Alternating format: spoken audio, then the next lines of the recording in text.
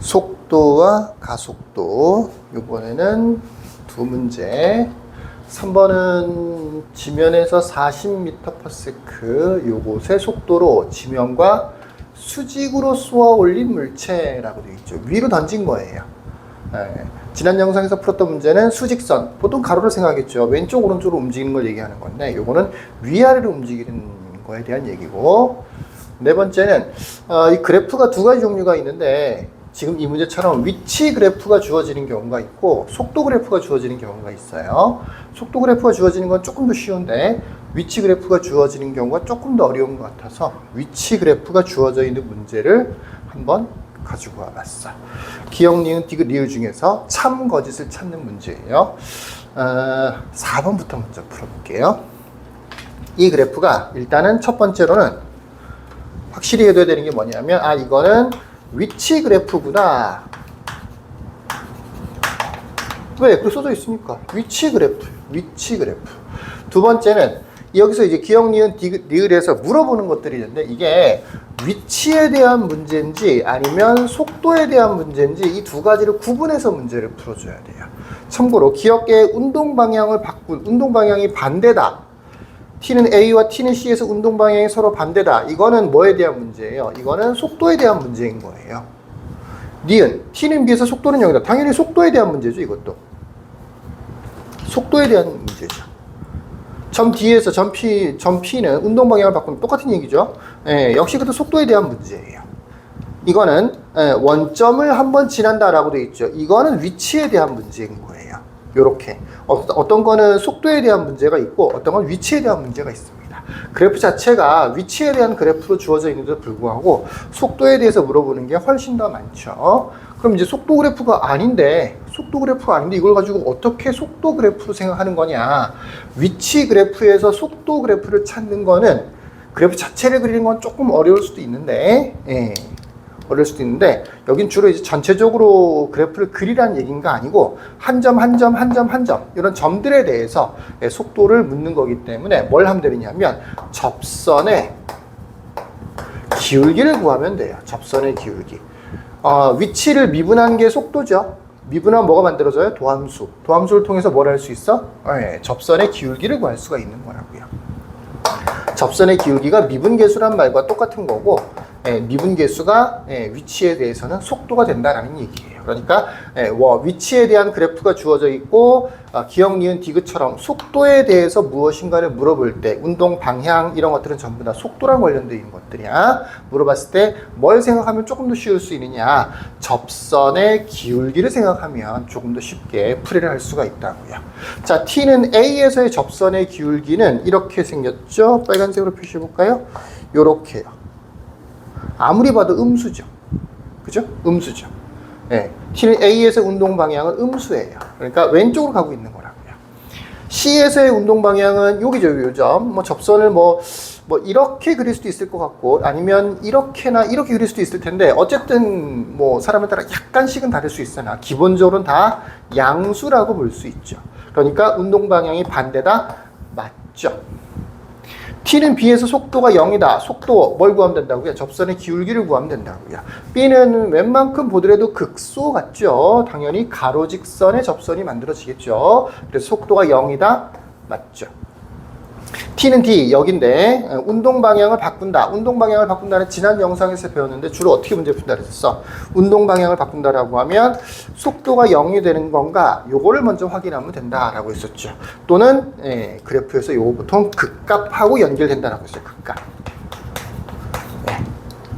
D에서 극값이 되는 것 같죠. 그래서 디귿도 맞네요. 리을은 이거는 위치에 대한 거. 원점이라고 하는 거 0을 얘기하는 거야. 원점은 0을 얘기하는 거야. 0에서 F, 0에서부터 F 요 사이에 점 P는 원점을 한 번만 지난다. 틀렸죠. C일 때도 0 되는 거고 이어서도 0 되는 거잖아. 그러니까 요거는 한 번 지나는 게 아니고 두 번 지나는 거예요. C에서 한 번, C라는 시간에서 T는 C일 때 한 번 지나가는 거고 원점을 지나가는 거고 E일 때 한 번 지나가는 거죠. 이거는 접선의 기울기랑은 아무 상관없이 위치에 대한 것이니까 이 그래프 자체가 원점 언제 0이 되느냐 굳이 방정식으로 말하자면 X 리을은 xt는 0이 되는 t값을 구하세요 라는 문제랑 마찬가지가 되는 거죠. x축, 실제로는 t축이지만 붙어있는 거 이렇게 되는 거죠. 물론 원점일 때도 되는데 0일 때도 되는데 0에서 f 사이가 되는 거니까 c에서 한번 2에서 한번 0이 된다고요. 무슨 얘기인지 아시겠죠? 기억, 니은, 디귿과 리을은 완전 풀이법이 다릅니다. 좀 더 강조하는 건 바로 이 부분이에요. 위치의 그래프가 주어져 있을 때 속도에 대해서 물어본다면 무엇이라고 생각해라? 접선의 기울기라고 생각해라 라고 힌트를 주는 겁니다. 자, 3번으로 가보십시다. 3번은 물체를 위로 던졌을 때인데 내가 여기를 수업을 하면서 질문을 받을 거 아니야, 그치? 거의 이런 질문은 별로 받아본 적이 없긴 한데 별로 받아본 적이 없는데 이거 지면에서 40m/s의 속도로 지면과 수직으로 쏘아 올렸다라고 돼 있어. 이 40이 무슨 의미가 있나요? 라고 물어봐요. 아무 의미 없어요.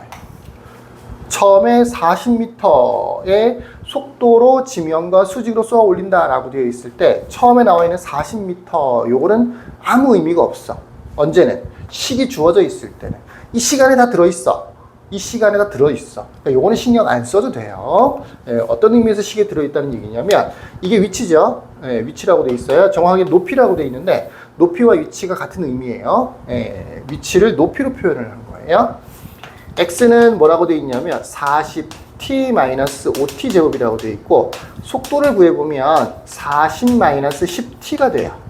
또 가속도를 구해보면 그냥 마이너스 10이 되는 거죠. 이렇게 위치, 정확하게는 높이, 속도, 그 다음에 가속도가 구해지는데 이 속도에다가 t에다가 0을 대입해주면 얼마가 나오느냐면 속도가 40이 나와. 이게 무슨 얘기냐?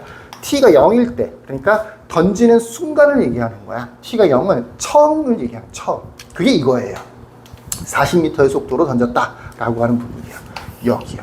그러니까 실제로 식이 주어져 있는 경우에는 이 내용은 여기에 섞여 있는 겁니다. 무슨 얘기인지 아시겠죠? 이제 굳이 신경을 안 쓰셔도 괜찮겠습니다.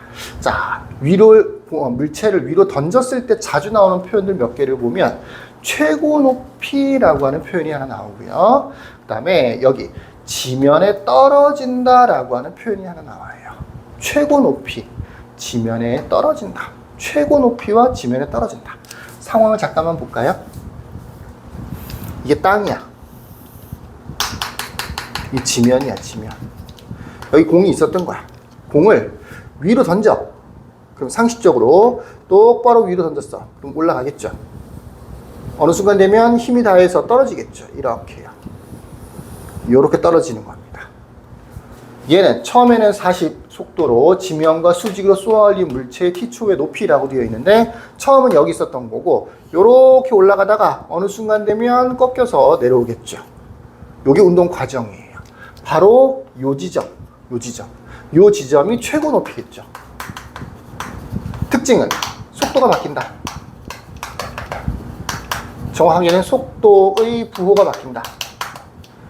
다른 말로 하면 운동 방향이 바뀐다는 거죠. 최고 높이 직전에는 위쪽 방향으로 움직이고 있고 최고 높이 이후에는 아래쪽 방향으로 움직이는 거니까 속도의 부호가 바뀐다고요. 운동 방향이 바뀐다고요. 플러스에서 마이너스가 바뀐다고요. 그래서 이 최고 높이라고 하는 것을 어떻게 구하느냐? 정확하게는 최고 높이를 구하는 게 아니고 언제 최고 높이가 되느냐? 주로 다 식 자체가 t로 주어져 있기 때문에 얘는 뭐 상수함수지만 t가 섞여 있기 때문에 주로 우리는 t를 구하는 거예요. 최고 높이가 되는 순간의 t값. 이 t를 구하는 공식이 뭐냐? 바로 속도는 0이라고 하는 거예요.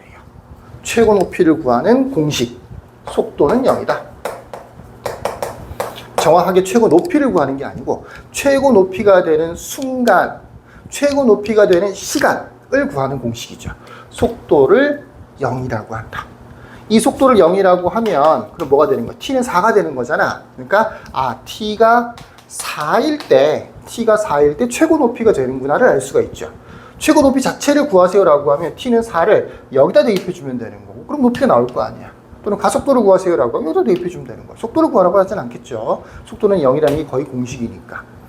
그래서 대입해주면 160 빼기 4, 4, 16, 80 되는 거니까 최고 높이는 80m군요. 요렇게 정답이 나오는 겁니다. 우리가 처음 구한 t는 4, t 값을 구하는 공식이 뭐냐? 속도는 0이라고 하는 거예요. 자, 그 다음에 세 번째, 지면에 떨어지는 순간이라고 되어 있어요. 그때 속도를 구하세요. 지면에 떨어진다. 바로 여기가 지면에 떨어지는 순간이죠. 지면에 떨어졌으니까 어떻게 되겠어? 속도가 0일까? 어떤 사람들은 땅에 떨어졌으니까 속도 0 아닌가요? 라고 하겠지만 그렇지가 않고요. 예, 땅에 떨어지는 순간에는 분명히 속도가 있어요. 다른 속도가 있습니다. 대체로 던질 때랑 똑같은 속도가 보통 나오긴 하는데 어쨌든 지면에 떨어지는 순간의 속도, 지면에 떨어진다라고 하는 것은 여기 땅에 닿는다라고 하는 거잖아. 당연히 뭐가 되느냐면 높이가 0이라고 하는 거예요. 지면에 떨어지는 순간이라고 하는 것은 계산을 역시 지면에 떨어지는 순간의 t값, t를 구하는 공식은 뭐냐 하면 높이를 0이라고 하는 거야. 바로 이게 40t-5t의 제곱은 0 이렇게 방정식을 만드는 거죠. 이 방정식에서 t값을 구하면 높이가 0인 순간이 만들어져요. 그때가 보통 땅에 떨어지는 순간, 지면에 떨어지는 순간인 겁니다. 자, 마이너스로 나눠줄까요? 마이너스 8t 플러스 t 제곱돼서 t값이 0하고 8이 나오는데 8이겠죠. 0은 처음에 던지는 순간을 얘기하는 것 같죠. 그죠? 8이겠죠. 8. 그래서 t는 8을 찾았습니다. 그때 속도를 구하세요라고 여기 대입해 주면 되겠죠. 그래서 8을 대입해 주면 40-80 해서 마이너스 40이 되는 거죠. 정답이 그래서 마이너스 40이에요. 아까 내가 던질 때 40이면 떨어질 때 40이라고 했는데 조금 잘못 얘기한 거죠. 던질 때 속력이 40이면 떨어질 때 속력도 40인 거죠. 던질 때는 이쪽 방향으로 던지는 거고 떨어질 때는 이쪽 방향으로 떨어지는 거라서 부호가 서로 반대예요. 이렇게 어쨌든 속도는 마이너스 40 40 이렇게 쓰면 틀려요. 마이너스 40이라고 써야 정답이 되는 겁니다.